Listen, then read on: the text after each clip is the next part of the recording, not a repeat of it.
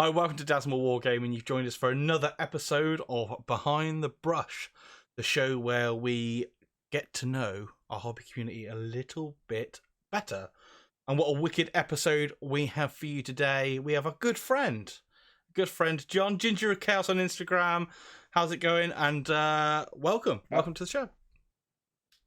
Yeah, it's going good. Better now. Like, my throat has cleared, so no coughing or anything. Good. Is it Nurgle's plague? I guess. Yeah, Nurgle's plague. It just lasted with me too long. Ah, damn. And as always, I'm joined by my wonderful co-host, Mr. Dante Paints. How's it going? Good evening. I'm doing fine. And how are you? Fantastic, thank you. Fantastic. We're all here and we're all ready-ish. So yeah. Without further ado, let's get into this behind the brush if everyone is ready. So I'll start off. John, when and how did you get into the hobby?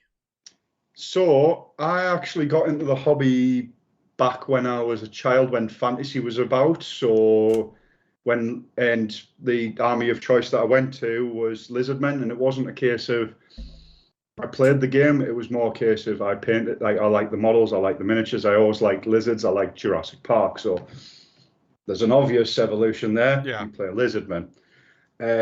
After that, stopped the hobby for a bit. Went back to it about 12, 13. Necrons. I started with Necrons. I like them. Again, funnily enough, actually thinking back on it, it's because Terminator. Right. So played them because of that, and I can remember it's the games, like the Games Workshop I actually used to go and play at, saving me pocket money up and go and buying the Deceiver and the Nightbringer in metal. Then again fell off it for a while because being a child, having multiple hobbies at the same time, and then I think it would have been, let me think, 2016, 2017, I got back into it, and that was, at first, it was just painting, and it was the little starter set for Sigma 1.0, which was the Khorne, yes, the Blades of Khorne one, whatever they were called at the time, and the Sigmarines. Yes. To then find out, really enjoyed the painting aspect of it. So, and it was when Heresy was bringing out limited edition models and sending it out to the stores, and I got a couple of the limited edition Heresy models, and that's how I started. And then somehow a bit of time went past, and then 8th edition must have appeared somewhere in that, but I wasn't that into like the hobby side of things or anything, just painting really. And in 8th edition, probably about 6 months after 8th edition launched, I got into it properly and started painting armies up and then playing. That's where it leads us up to now, where I have an abundance of armies and a stupid amount of hobby going on. But yeah, that's kind of how I got into it and how I got back into it. Nice one. So, what has been your favourite thing to paint so far, and what would you like to paint in the future? See, I go through phases. So I know both of you follow us on Instagram, so you'll know that my painting style varies, and that's more because I like to challenge myself. I go a lot, or I see a concept online on YouTube and that, and I like to replicate that with the minimum amount of actual background of looking at how I do something. I just look at a photo and go, can I replicate that? Which sounds really stupid, but it challenges us. And like a lot of the time, like I've created weird and wonderful things and just went, oh yeah, I've just done this, and everybody's like, and I just looked at this and this is how I did it, and like, how? But my favorite thing, one of my favorite things that I've painted is my Warhound Titan. Because it was a challenge to do, and I don't want to do just flat panels and airbrush and just like fades with airbrush. I want to make something really pop. And I just listened to one of the Titan books, and it was Palladus More was the maniple in type in that book. So I basically looked up the sigil, went, okay, I reckon I can do that. Sketched it out on the top of my warhound, like chopped the top of the warhound down so it was flat, and sketched it out, and then just started painting and just going through it, and then I got it done. That was a dumb thing that I'd done for a tournament, and that's why I enjoyed painting it as much as I did. But since then, my paintings came on a lot, and one of my favourite pieces that I've actually done is one is Vashdor, which I just love the model, like fantastic model. I wish I'd done something different with the base, but at the time I just loved the effect that I got with it. And two, I've just finished this, and it was the Void Dragon. And it was more a case of, I like them big centerpiece models. I love having an army, but I love like one or two models that's in your army that just goes, wow, like, and you just look at it and you stand back, and people gravitate towards it. The rest of the army can be a bit meh, but them two things, like one or two things, they like look at it and they go, oh, they're nice. So I'd say me Void Dragon's one of them, Vashdor. But yeah, other than I think other than that, I don't like.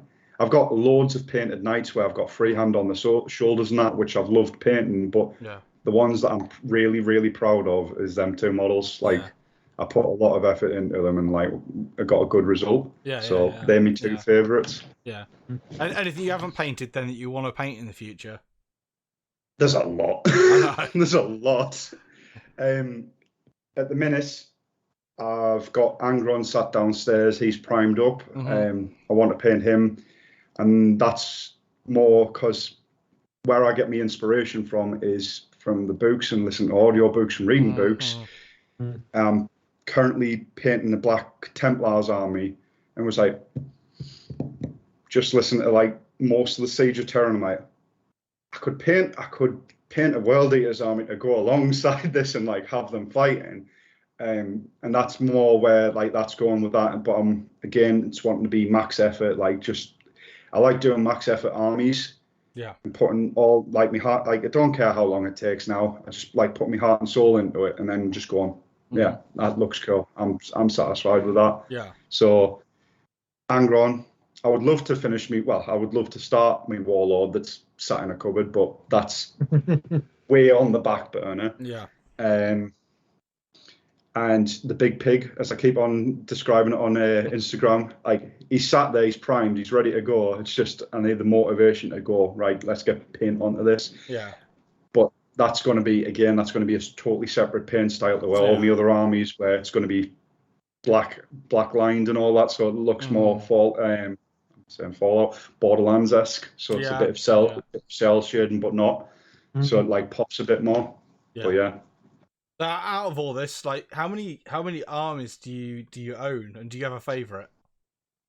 So 40k wise, I have 4 solid ones which I could field an army with, and evidently the outlying favourite, because I've got 9,000 points of it painted, is Necrons. So I kind of went back to my original roots from all those years ago.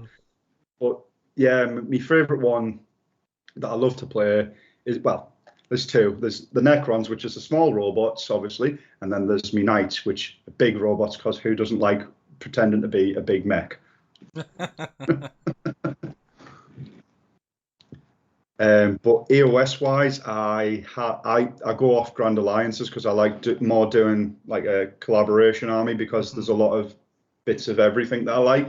And I'd say I've got 3 armies. I've got a Sylvaneth one that's getting slowly built up. I've got my Death one, which is, I'm just going to outline as Death, because there's bits and pieces of everything. And then there's me Orcs one, which hopefully, if all going to plan, I might get to a tournament towards Christmas, and the list is called the Christmas Dinner. Okay. It's a murder cabbage, the big turkey, and the pigs. Yeah, see, there's 4 there. That's cool. Not much 4, but there's 4. That's cool. Yeah, nice, like that. Thing is, you can't say the Warhound's an army on its own anymore because it's not 2,000 points. Oh, it's not. That's why I didn't include it. But you can fit it in a knight list. Yes, you can. You can also fit it in an inquisitional army list. Let's save the insane stuff for the end. Yeah. Because we'll come back to that. So, what is your favourite thing about the hobby? My favourite thing about the hobby, it fluctuates. The way I work, I can go through points of, and I know a lot of people are the same, where a lot of people are really into the painting, but then they'll fall out of love with it for a bit. But I like every aspect of it. I like building. Sometimes it can be a bit monotonous, but sometimes I do just go totally off painting and go, sod it, we're going to build. And I'll go literally pull out a load of boxes and that, and I'll just build for a day and make sure there's no mold lines, make sure there's no sprue or anything like that on them, and just have them pristine. But then I'll go on the flip side of that of I just want to paint, and I'll not build for ages. But that's only obviously two aspects of it. I do also like the game. I do a lot of tournaments, and that's how I get my games in. But then there's the Black Library side of things, which I've started to really enjoy, because I drive a lot for work, so I'll stick an audio book on and just drive, and I'll get my story, instead of sitting on a night or anything like that. I'll do it whilst I'm at work, or I'll put headphones in whilst I'm working, and I'll just listen to a book whilst I'm working, or whilst I'm driving, and I get my hobby that way. But that's also where I get a lot of my inspiration from. That's where a lot of insane ideas come from. So that's why, in the past, that's why I've had a lot of sporadic insane ideas of, I'm just going to do this, and then start it and get somewhere close to finish and going, why have I done this, and never see it through to the end. But I like every side of the hobby, as it comes, the building, the painting, the gaming, and obviously the listening to the law. I like having debates about the law, and then when people argue about it, I'm like, hey, I'm just going to sit back and listen to this, because I enjoy it. But in comparison to somebody who's I just listen to this law, I take a wide variety of it in. So I'll just go, well, actually, it's contradictory, because they're all novels, it's all fictional, and there is going to be contradictions in it. And I'm like, yeah, but in this book there's this, and I'd just hooing a thread out, and just seeing everything unravel, and oh no. But yeah. But That's made influence people. So in this hobby, like you mentioned, one of the parts of it that you enjoy is painting, obviously, and painting is a big part of the hobby. Painting is a big involvement. But I want to ask, do you have a favorite color and or brand of paint? So the favorite color doesn't have to belong to that brand. But so along, if Kerry or any of our group is listening to this, a long time ago I got everybody used to just slate me because I always used to paint green. I didn't know that I used to paint green. I just used to paint green armies and didn't realize that. And I was like, when they mentioned, I was like, you've given us a complex here. But my favorite color actually isn't green. No, my favorite color is actually, in all honesty, I paint with a lot of colors, so it depends on the model. But obviously, my Necrons, they're pink, so I do like pinks and purples. But one of my favorite colors to paint is actually black. Right. And I know it sounds really weird, for somebody to say that, but it's depends on what effect you want. You can make it either as hard as you want or as easy as you want, and you can get so many different effects off painting in different styles with black. Whereas, obviously, you can do your Citadel heavy metal style where it's all the edge highlights, or you can do feathering where you can just pinpoint highlight bits and pieces and get a totally different effect on a model and make it look so different to what another effect would get. It is hard to paint, but it's also very rewarding when you get to the end and you go, For sure. That looks awesome. For sure. Mhm. Is there one specific color that you think, you know, that is just the king of that? Like, you know, you like your blacks. Is there a black paint that is your go-to? So like if we're going brands and that, like I've slowly started edging away from Citadel and that. Mm. And it's because in the hobby there is a lot of paints out there. Yeah, indeed. And I've went more towards two thin coats, like the transatlantic stuff, because they're starting to get to where the point where there is enough variety, and even if I need to mix colours, there's still that variety there where you can mix and get to exactly the colour that you need. Yeah. But funnily enough, for the blacks, it's actually a grey, and it's actually rodent grey. Oh, really? Yeah, rodent grey up to cobalt grey, so it's actually like a green hue. Had to have more green than in it. Had to have green in it. So. Yeah. I didn't even realise that, you know. Don't give the man a complex. No, but yeah, so maybe my favourite colour actually is green. Maybe you just have to accept it. Consciously. Embrace it. I mean, it's my favourite. I paint everything green too, so just accept it. No, like I say though, to be fair, it's obviously your black is just your base, and then it's the greys that makes the transitionals. But evidently, it's green.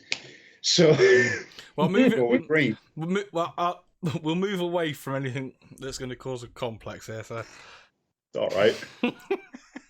Just add it to the pile. It's fine. Sorry, it's fine.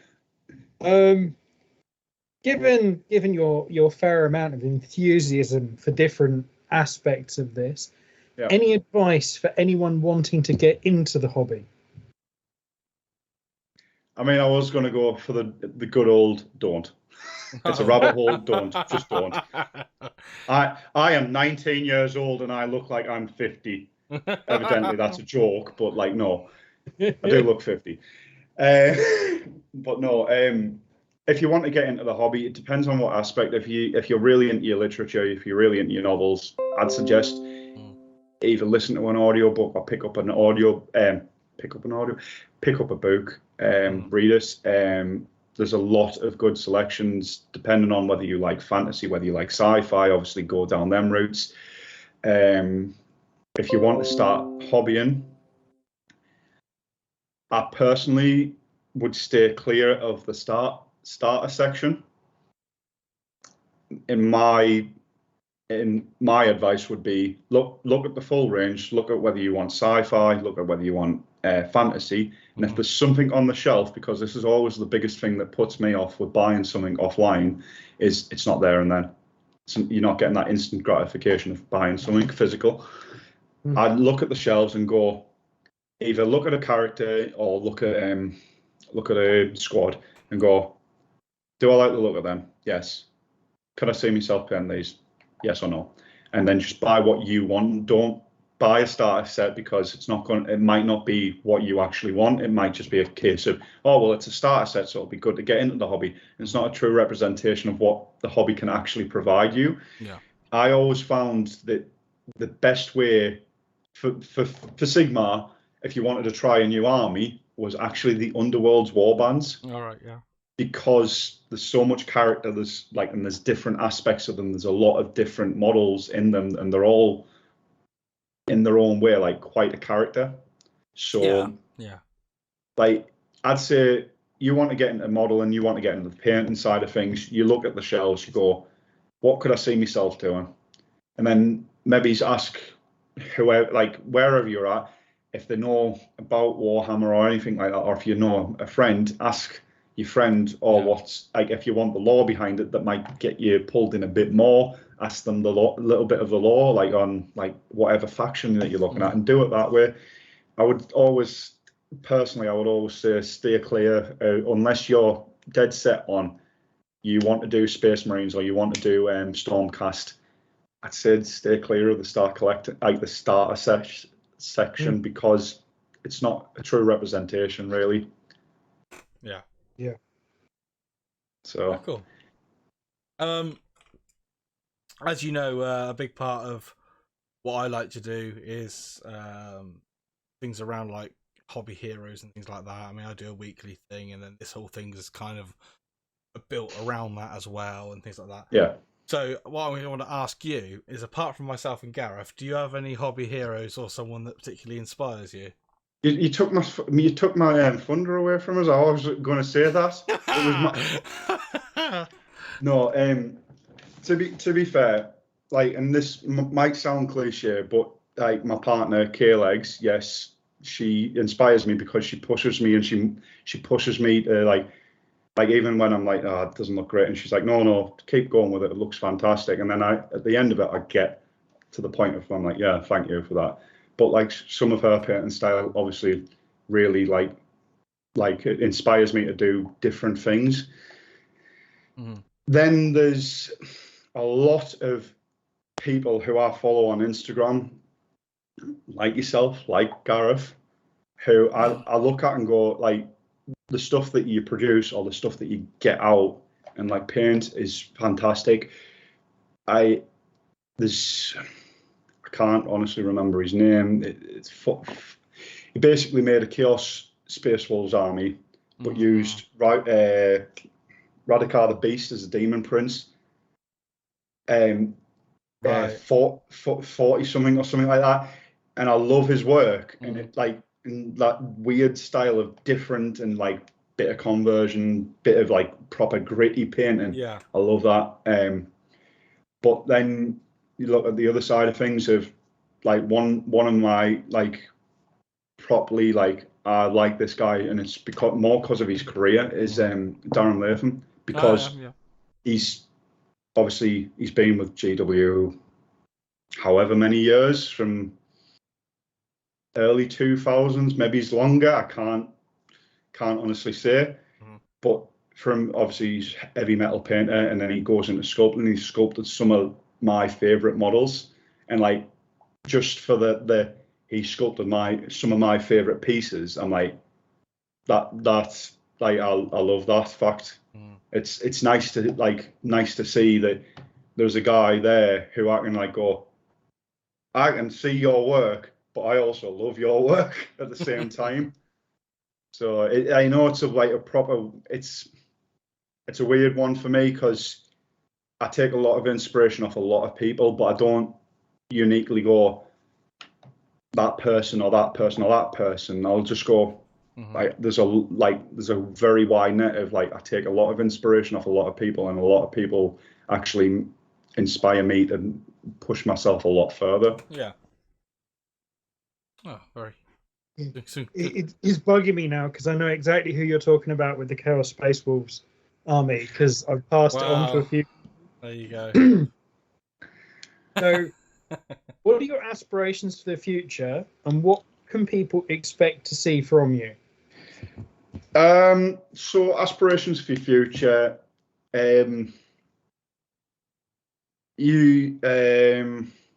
I would like to get a best army painted at one of the big tournaments in the UK. That's one of me. I've gotten a couple of best armies in a couple of the smaller events, but I want to get one at one of the big events. I'm not sure which one, but like I've got a couple of ideas where if I don't get them with them ones, I don't think it will ever happen. And I'm saying that as a defeatist. I'm just like they're like the top of my game. Like if I paint them as well as I can envision myself painting them, and the aspect and the concept of it, it's eye-catching, because a lot of the time you need to have obviously eye-catching things. But that's my short-term aspiration, is get a best army painted at one of the larger UK events. Yeah. In the future, like the other one is I want to armies on parade. Right. That's probably going to take a hit until next year, because obviously life events and everything else. And I've got a cool drawn out idea of that, and that is actually Sigmar related. So you'll be excited by that, Daz. Yeah.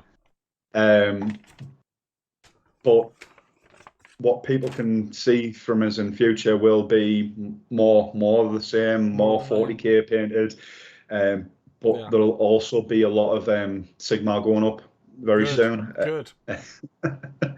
So you'll be seeing a lot more Sigmar going up. There'll be a lot of 40k. I'm trying to get more tournament coverage, a little bit more tournament coverage. I want to get to some AOS events because it's the only way I can actually get to play AOS at the minute is in events. So I need to get to some. Yeah. So. Yeah. I say we mentioned, you're on Instagram and things like that. That's not the only sort of place that people can potentially find you. I say you are a member of Miniature Frontier as well. Yeah. And yeah, I don't know if there's anything you want to sort of tell us about that. So Miniature Frontier was obviously found.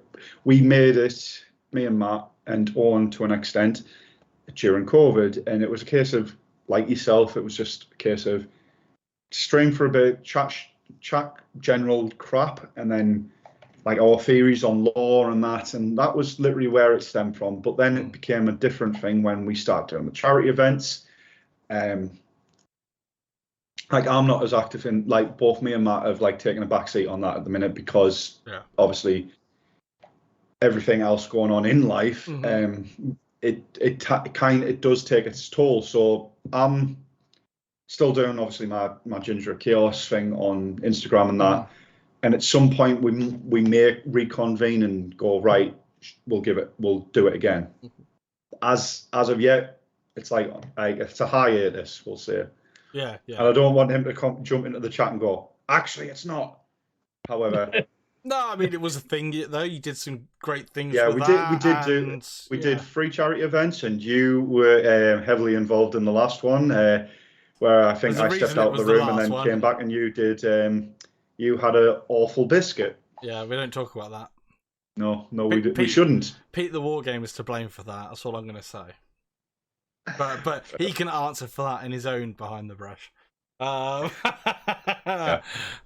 yeah, no, I say it's done some great things. So I wanted just to mention it and things like that because I say the Twitch channel's still there, obviously, and as and when it might come back, then if people want to follow that, then at least they'll get notified and stuff. Because I mean, it might come back as something totally different. Me and Matt might just sit down and go, tell you what, redo it, and this is what we're going to do, and it all depends. Like I say, it really all depends because just life gets in the way, doesn't it? It does. It does. So we're going away from the list of generic customers. We want to go into some other bits, but I don't know if Gareth's got anything. Well, so the one that I'm thinking of is I think we've partly answered this really. There's quite a lot of your armies that you've done over the past couple of years in particular that have fallen into the realm of, shall we say, meme lists or being a bit off-brand. Absolutely. I've kind of go down that rabbit hole as well because, a bit like you, I don't believe in chasing the meta. Yeah. Where do you get your inspiration for these from? Or is it just, as you said, about going into a store and going, oh, I like that, I'm going to use that? 60 crew later. So sometimes it's that. Sometimes it's a case of I'll just be, so if I work away, obviously I'll just be sat in bed or sat lying in bed about 12 o'clock at night, and an idea pops in my head, and I'm like, I'm gonna hoy this idea in our chat, just see if anybody takes this and takes the bait. And a lot of the times it's when people get annoyed at that idea, I'm like, sold. I'm sold on that idea now. It is a case of like, I'll do an idea and I'll hoy it in the chat, and then it'll never get off the ground, and then we'll start discussing it, and then we actually this might be low key really good, but like the Kroot list that actually stemmed 3 years ago, and it was a case of I'd seen the Manichima like 180 racks or something, and I went, how can I do that but funnier? And how can I achieve like more board presence? And I went, what's dumb in Tau? And like all my mates were like, well, Kroot. And I went, how many Kroot can I physically fit in a list? And they're like, what are we talking? All Kroot here? And I went, yeah, full Tau auxiliary knee. Like the only Tau that's in it is going to be 2 ethereals. And I was like, and they're like, what's the premise of this list? And I was like, it's the missionaries educating the savages. And they're like, okay, right, fair enough. We can run with this. Let's go. And then obviously it ended up being 180 Kroot, 2 Kroot shapers, 4 targeting drones or whatever they are called, marker drones, 2 ethereals, 9 Kroot Ox Riders later, 30 Vespid later, and 14 Kroot Hound later. I think there was 240 bodies on the floor. And the thing was, I was like, I just want to get on stream. I would love to get on stream with that, just to go, yes, I see you have seen my Sea of Kroot. That never happened. But I went to London Grand Tournament last year, and out of nowhere, somebody came over to my table and went, you're the Kroot guy. And I was like, I've been recognised. Nice I've been recognised for my stupidity. Nice one. Great. But now they look as though they're going to become a legitimate army. So somebody from Game Workshop must have been paying attention. The thing is, I'd sold a massive part of that army because I was like, it was a meme. It's a one and done, gone. So I sold a massive part of it, and arguably some of the sculpts are a bit questionable. And I was like, nah, never doing it again. And then I've got Owen, I've got Lewis, and I've got Matt going, well, what if they do an updated Kroot? And I was like, nah, never again. And then you know that meme of, just keep on mirroring me back. I saw the Kroot come out and I went, oh no, you're going to make me do something stupid here. Yeah. And like there was the contemplation of doing a full Kroot army, possibly if I get a chance to go to LGT this year, so nobody can take that trophy off me of being the Kroot guy. Just be like, no, I hold this trophy long and proud. This is mine. Yeah. Nice. A lot of the inspiration comes from literally sheer insanity of like, how can I do something that's going to be so dumb that people are going to question, but people in the later tournaments are going to go, I know you for that dumb thing. Yeah. I'm not. You can be as good as you want to be at the game. However, if your dice rolling's appalling, you need to be recognised for something funny. Exactly. So I'm recognised for something funny. There you go, man. There you go. But maybe I need to bring my silly list that I've been working on in the background to LGT as well. I would. It's if you're not taking the game as seriously as some people, and you can just have a laugh and make your opponent smile, that's a lot for me. That's a lot of where I get my enjoyment from, because I don't like going to a table and proceeding to just for 5 rounds just repeatedly curb stomping somebody. That also never happens with my dice rolling. However, a lot of the people laugh at my dice roll and go, oh, it's so bad that you had them dice rolls. I'm like, it's just part of the game. You can't help it. It's a dice rolling game. Like, you can be as competitive and make your list exactly and practice and practice and practice. And you can minimize that risk of losing the game. But at the end of the day, dice rolling game. And if you lose the dice roll, it is what it is. Yeah. Like, you shouldn't take any great hardship from losing the game. No. Right?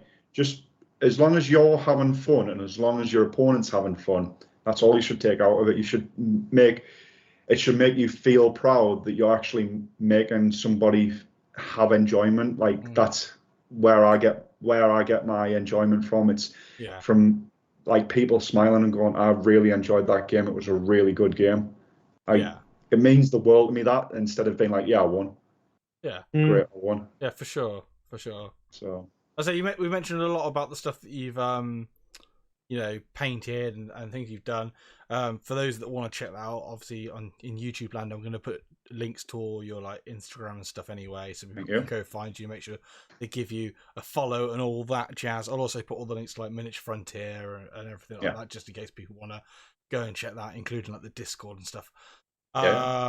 But yeah, for those of you in YouTube land, this is the end of the Behind the Brush episode. So we are going to bid farewell here, but we're going to carry on doing hobby and do hobby chatter with the Twitch lot.